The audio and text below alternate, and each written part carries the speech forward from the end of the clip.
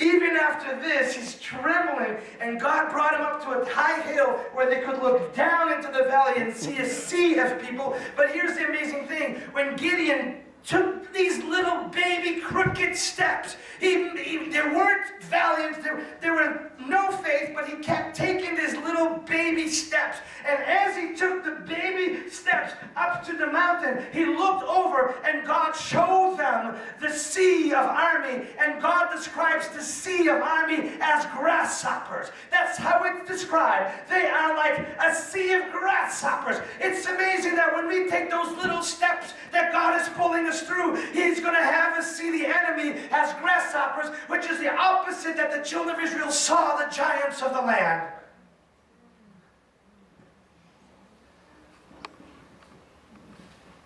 And Gideon was there shaking on the mountain. He says, my God, I can't even count. God knows how weak we are. He understands. He's just pulling us to take another little step. And at night, someone had a vision, an amazing vision, a dream. They saw a bread made of barley roll down into the camp, and it knocked the tents over. And it was an encouraging dream to Gideon because it meant that the Lord is with them and the Lord was going to give them the victory. It's amazing that it was a piece of bread made out of barley, because the only bread you can make from barley is from the barley season, which is around Passover. God is saying, I am the bread. I am the Passover that's going to come and cross over this thing and give you victory. He's the one. He's showing him, it's I. I am the living bread of Passover. I am that bread, that barley bread of Passover to destroy your enemies. You won't even need to raise a sword on this fight. And with that, Gideon was impressed to have a battle strategy. 100 there, 100 here, 100 there. And he said that they were to have earthen vessels. And they were to have a trumpet. And they were to put a torch inside of the earthen vessels. And when they sounded the trumpet, they broke the earthen vessels, and all that was left was the torch on fire. Don't you know that the torch is Yeshua? You're the vessel. He's hiding inside of you, but the trumpet shall sound, and we shall be changed in a twinkling of an eye. Don't wait for the events to come. Be aware that that event is happening even now, if you have ears to hear what the Lord is saying. Amen. And as that earthen vessel was shattered, the camp of the enemy looked up, and they saw the torches on fire.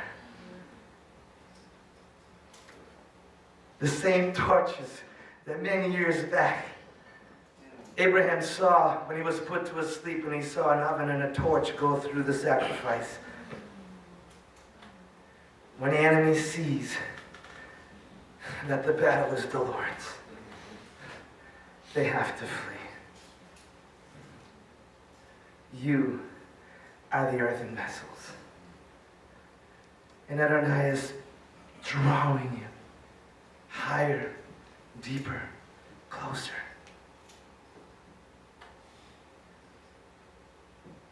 Even if you can't do it for a week, say, Lord, just help me to take a little baby step once a week.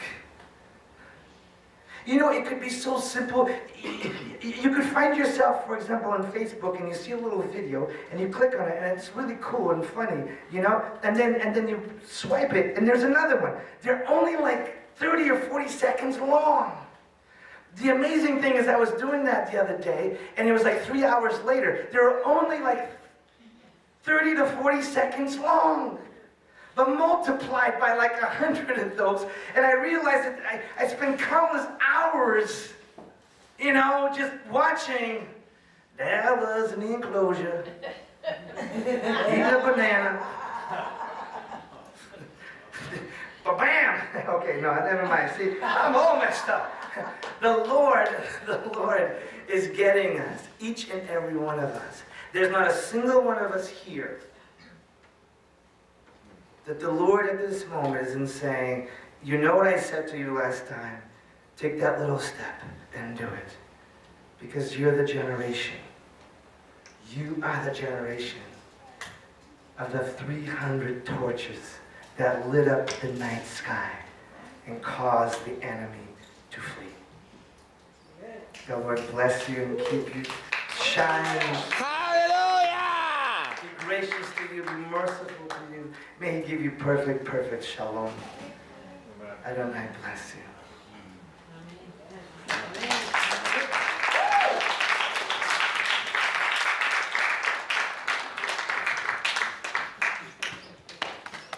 Hallelujah. Amen.